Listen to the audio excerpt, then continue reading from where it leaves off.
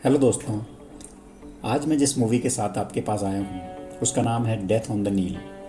ये movie अगस्था Christie की इसी नाम की नोवेल पर आधारित है जो 1973 में आई थी। इस मूवी में एक शिप पे मशहूर लेडी सोशलाइट लिनेट का मर्डर हो जाता है और उसके सस्पेक्ट्स होते हैं उसके दोस्त और रिश्तेदार। तो ये मर्डर किसने किया, आइए जानते हैं इस मूवी की स्टोरी के साथ। मूवी के स्टार्टिंग में हम वर्ल्ड वार वन के एक दृश्य देखते हैं जिसमें एक सेना की टुकड़ी को आगे बढ़ना होता है दुश्मन सेना पर हमला करने के लिए।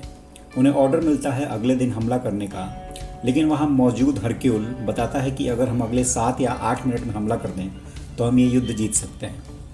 वो अपने कैप्टन को बताता है कि उसने बर्ड्स के उड़ने से यह अंदाज़ा लगाया है कि हवा आज पूरब की डायरेक्शन में है, जिससे आसपास की फैक्ट्रियों का स्मोक आसपास फैला हुआ है और अगर हम अभी हमला करें तो दुश्मन हमें देख नहीं पाएंगे और हम उन तक बिना उनके नज़रों से बचे हुए पहले पहुंच जाएंगे। हरक्यूल की बात मानकर कैप्टन हमला कर देता है और हरक्यूल की बात सच साबित होती है। वो दुश्मन के सामने पहुंचकर उन्हें अचानक हमले से वहाँ से भगा देते हैं, बट कैप्टन वहाँ एक बूबी ट्रैप में फंस जाता है और उस जोरदार धमाके से हरक्यूल का चेहरा ख़राब हो जाता है।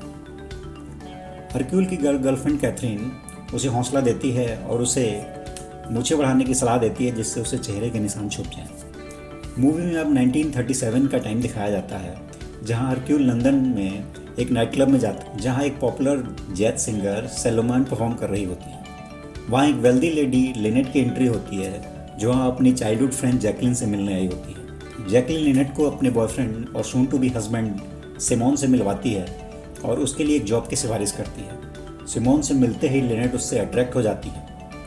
इसके बाद 6 वीक के बाद का टाइम दिखाया जाता है जहां हरक्यूल मिस्र में अपनी छुट्टियां मना रहा होता है। वहीं उसकी मुलाकात उसके एक पुराने दोस्त बॉक से होती है और उसकी माँ यूफेमिया से भी मिलता है जो एक मशहूर पेंटर होती है। बॉक वहाँ उसे लिनेट और उसके हस्बैंड सिमोन से मिलवाता है जो अपने हनीमून के लिए यहाँ आए होते हैं। जी हाँ, अपने बचपन की दोस्त को धोखा देकर लिनेट ने उसके बॉयफ्रेंड सिमोन से शादी कर ली थी। हनीमून पर लिनेट अपने दोस्तों और रिश्तेदारों के साथ आई हुई थी।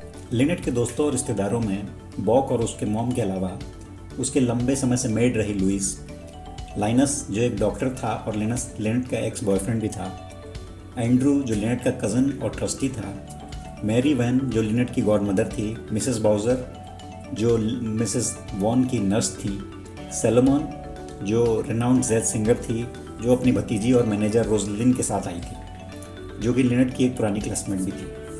लिनेट की फ्रेंड जैकलिन भी वहाँ उनके पीछे आ जाती है जिसे लगता है कि सिमोन अभी भी उससे प्यार करता है। जैकलिन से बचने के लिए लिनेट अपने हस्बैंड सिमोन और हरक्यूलस और बाकी लोगों के साथ एक स्टीम बोट पर चली जाती है। यात्रा के दौरान लिनेट हरक्यूल को बताती है कि बोट पे सभी उसके नज़दीकी फ्रेंड्स और रिश्तेदार हैं, लेकिन वो किसी का भी भरोसा नहीं करती है और हरक्यूल से उसकी रक्षा करने या उसकी हेल्प करने के लिए बोलती है। बॉक के साथ बात करने के दौरान हरक्यूल को बताता है कि वो रोजलिन से प्यार करता है और हरक्यूल को भी कोई नया साथी ढूंढ लेना चाहिए। अगले दिन एक जगह पिरामिड के आसपास घूमने के दौरान लिनेट और सिमोन पे एक ऊपर से चट्टान गिरती है जिससे वो बाल बच जाते हैं। वो जल्दी से बोट पर आ जाते हैं और लेकिन वहाँ पाते हैं कि जैकलिन भी वहाँ पर आ गई है। शाम को हरक्यूल जैकलिन से मिलता है और उसे अपनी कहानी सुनाकर सिमोन का पीछा करने से मना करता है और अपनी लाइफ को दोबारा स्टार्ट करने की सलाह देता है। बोट पे शाम को हरक्यूल लिनेट और सिमोन के साथ होता है। सिमोन हरक्यूल के मना करने के बावजूद उसे ज़बरदस्ती सैंपल पिलाता है। हरक्यूल और लिनेट के सोने चले जाने के बाद डाइनिंग हॉल में सिमोन और जैकलिन होते हैं और वहीं थोड़ी दूर पर बॉक और रोजलिन भी होते हैं। जैकलिन सिमोन से अपने पुराने दिनों को याद करने को कहती है। इससे सिमोन भड़क जाता है और जैकलिन को काफ़ी बुरा भला कहने लगता है, जिससे जैकलिन गुस्से में आकर अपनी 22 कैलिबर की पिस्टल से सिमोन पे गोली चला देती है जो सिमोन के पैर पे लगती है। इसके बाद सिमोन के पैर पे लगे हुए गोली को देखकर जैकलिन भी इमोशनली टूटकर गिर जाती है। बॉक भागकर मिसेस बाउजर और लाइनस को बुलाता है। लाइनस सिमोन को घाव को देखता है और वहीं रोजलिन और मिसेस बाउजर जैकलिन को संभालते हैं। नेक्स्ट मॉर्निंग लिनेट की मेड लुइस को लिनेट की डेड बॉडी मिलती है और उसका मर्डर सर पे 22 कैलिबर की पिस्टल से गोली से हुआ था।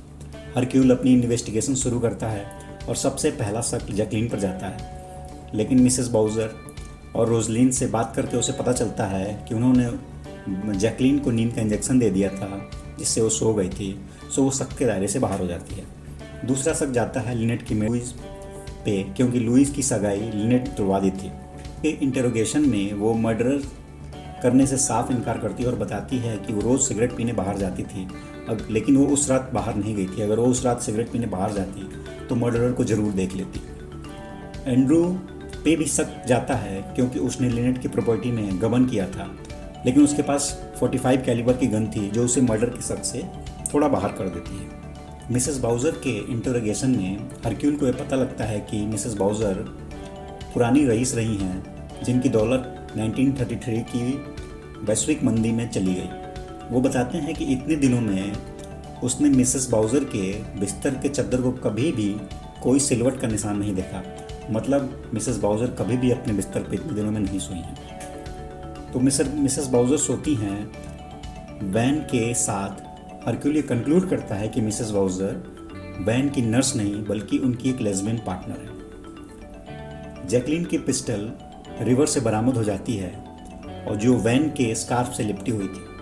हरक्यूल देखता है कि पिस्टल में 2 गोलियां नहीं हैं और अंदाज़ा लगाता है कि स्कार्फ को इस्तेमाल किया गया है गोली की आवाज़ को कम करने के लिए, यानी गोली की आवाज़ को दबाने के लिए। मर्डर के बाद लिनेट का एक कीमती हीरो का नेकलेस भी गायब हो जाता है जिसकी कीमत काफ़ी अधिक थी।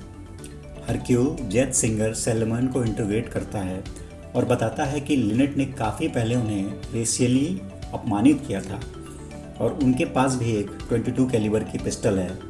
इसी बीच यूफेमिया बॉक की माँ इंटरोगेशन के बीच में आकर बताती हैं कि लिनेट का कीमती हीरो का हार जो खो गया था उन्हें उनके ज्वेलरी बॉक्स से मिला है।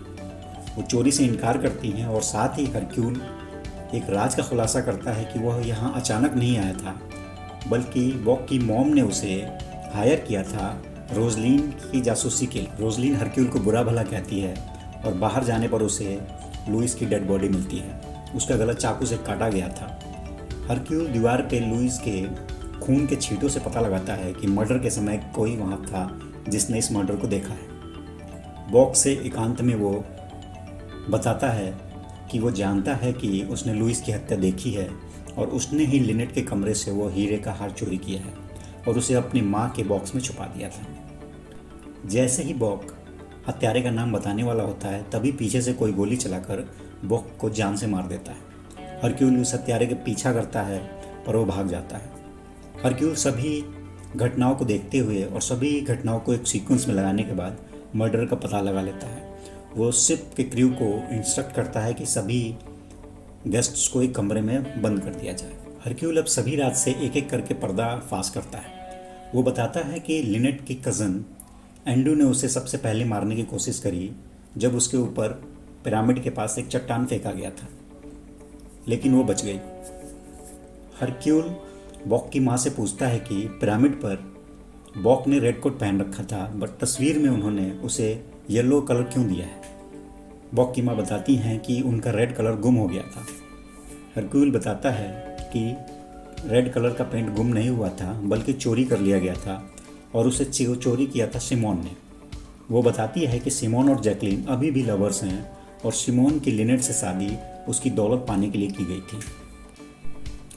उस रात जैकलीन ने सिमोन पे ब्लैंक सूट किया था और सिमोन ने चुराए गए रेड पेंट से खून लगन होने का नाटक किया था। हरक्यूल को ये पता चला पानी से मिले उस रुमाल से, क्योंकि बसंत में नील नदी का पानी गर्म हो जाता है और वो खून को भूरा बना देता है और उसी नील नदी का पानी लाल कलर के रंग को हल्का गुलाबी बना देता है। उससे ये पता चलता है कि उस रुमाल पे कोई खून नहीं था बल्कि एक कलर यूज़ किया गया था। जैकलीन के ब्लैंक फायर करने के बाद जब बॉक और रोजलिन डॉक्टर को लेने गए थे तब सिमोन ने जाकर लिनेट को गोली मार दी और हरक्यूल इस बीच ना उठ पाए, इसलिए उसको रात में शैंपेन में नींद की गोली दबाकर पिला दी गई थी। वापस आकर पिस्टल से एक और गोली निकाल ली ताकि 2 गोलियां चली ऐसा लगे और उसे ऐसा करते हुए लुइस ने देख लिया था, जो बाद में उसे ब्लैकमेल करने लगी थी। तो उसे भी जैकलीन और सिमोन ने मिलकर मार दिया, उसका गला काटकर। बॉक जैकलीन का नाम बताने ही वाला था तभी जैकलीन ने पीछे से छुपकर उसे गोली चलाकर उसकी हत्या कर दी। जैकलीन एक्सपोज हो जाने के बाद सच्चाई स्वीकार कर लेती है। सिमोन एक गन निकालकर हरक्यूल की तरफ पॉइंट करता है तभी सैलमन भी अपनी गन निकालकर जैकलीन और सिमोन की तरफ पॉइंट कर देती है। जैकलीन सिमोन से गन लेकर उसे हक करती है और उसकी पीठ पर गोली चला देती है, जिससे सिमोन और जैकलीन दोनों मारे जाते हैं। अगले दिन सभी यात्री शिप से उतर जाते हैं। सिमोन बताती है कि वो हरक्यूल में इंटरेस्ट लेने लगी थी, लेकिन उसकी कोल्ड पर्सनालिटी को देखकर उसने उसे छोड़ दिया। 6 महीने बाद क्लीन सेव हरक्यूल हमें दिखाई देता है लंदन के एक नाइट क्लब में, जहाँ पर सैलमन परफॉर्म कर रही होती है। वहीं ये रिवील होता है कि वो इकलौता ऑडियंस है, क्योंकि क्लब क्लोजिंग के टाइम पे है। इसी के साथ ये मूवी ख़त्म हो जाती है। तो दोस्तों, कैसी लगी ये मूवी और उस मूवी का सस्पेंस? मेरे हिसाब से मूवी तो अच्छी थी, इस मूवी का सिनेमेटोग्राफी बहुत अच्छी थी, बट इसका सस्पेंस उतना शानदार नहीं था, क्योंकि मैंने तो मूवी के बीच में ही गेस कर लिया था कि सस्पेक्ट कौन है। आप में से भी कितने लोगों ने इस मूवी के बीच में गेस कर लिया है, किस टाइम पे गेस किया कि खूनी कौन है? कमेंट सेक्शन में ज़रूर बताएं। ऐसी और मूवीज़ की एक्सप्लेनेशन के लिए मेरे अंडररेटेड मूवी एक्सप्लेन चैनल को सब्सक्राइब करें, और आप अगर किसी ऐसी मूवी का एक्सप्लेनेशन चाहते हैं तो मुझे कमेंट सेक्शन में ज़रूर बताएं। अगाथा क्रिस्टी की नोवेल पर बेस्ड एक और बेहतरीन मूवी है murder on the Orient express. अगर आप चाहते हैं कि मैं उस मूवी को भी एक्सप्लेन करूं तो कृपया मुझे कमेंट सेक्शन में बताएं। So bye for now and keep watching underrated movie explain. Thank you.